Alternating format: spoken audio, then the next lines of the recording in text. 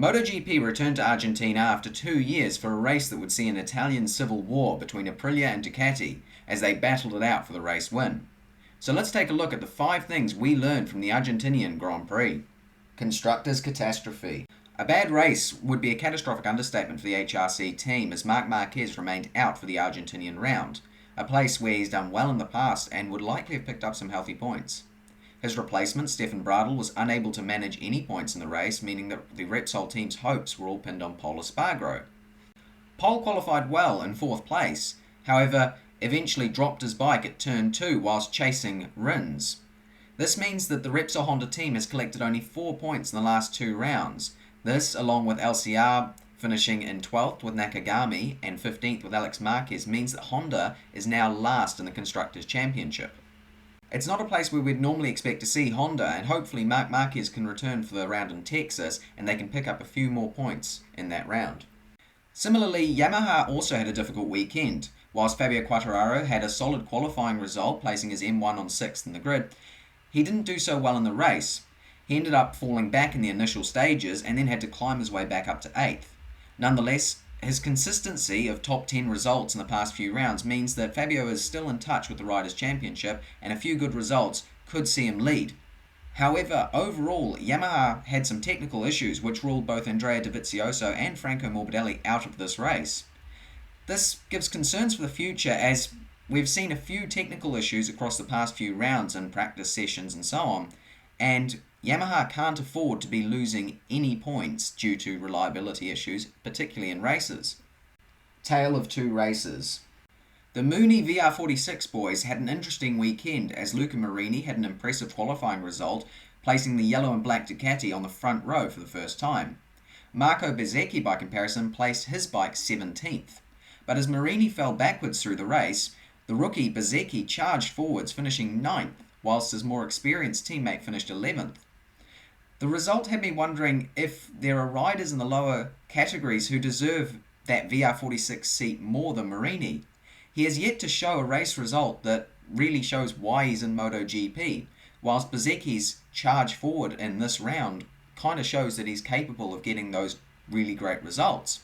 It'll be interesting to see how Marini does in the next few rounds to see if he can really make a name for himself in MotoGP. Bagnaia, bad to better? Bagnaia has had a difficult start to the season, and his weekend started in a similarly difficult way as the Italian struggled for pace. He failed to make it into Q2, whilst his teammate Jack Miller did manage this. However, the Italian had a mega ride in the race as he started 13th after Miller's grid drop penalty and claimed his way to 5th place in the race. Whilst the start of the season has not been good for Bagnaia, finally getting some good points on the board will hopefully help boost his confidence for the upcoming rounds and see him return to the podium, which is where he should really be. Consistency is key. Suzuki now sits first in the team's championship, 3 points ahead of KTM. This shows the importance of consistency in a MotoGP championship, as both their riders have finished in the top 7 in the last 3 races. Consistency was how that Suzuki team won the 2020 World title with Joan Mir, and if they can continue this form, getting podiums and so on, I wouldn't be surprised to see that team winning either the Riders or the team's championship this year.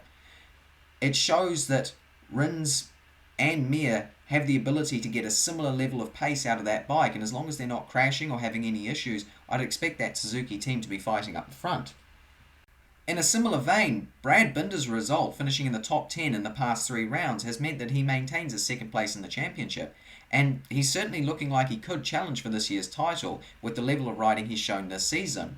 It'd be awesome to see, particularly as KTM is a relatively new team, and it's great to see someone different win a title, and so I'm hopeful that Brad can maintain this kind of result, and it just comes down to qualifying well and finishing as well as he has done, and I'm sure we'll see him in the top few at the end of the season. An emotional victory. Some riders come into MotoGP and immediately show just how good they are.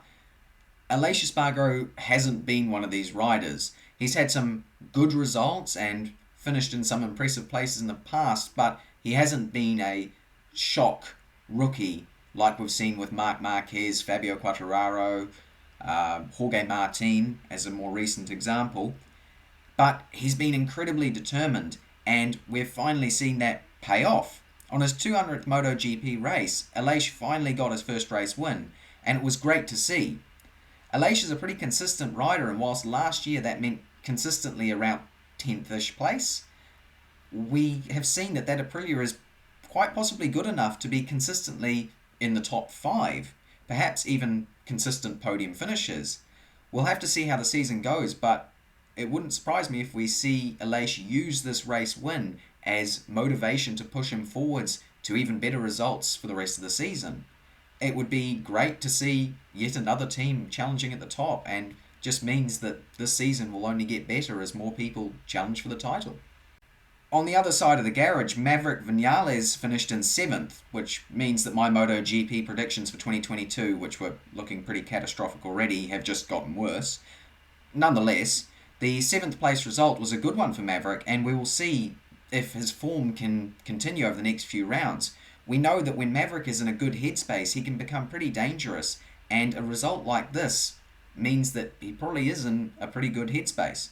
As long as nothing disturbs his rhythm for the next round, we could see him get this result more and more consistently and possibly get onto the podiums or race wins. We will have to see. Rider of the weekend. There's really only one person who can get the Rider of the weekend this week, and that has to be Aleix Espargaro. He had an incredible weekend, and what a way to celebrate your 200th MotoGP start. Finally getting that first race win for Aprilia and himself, of course.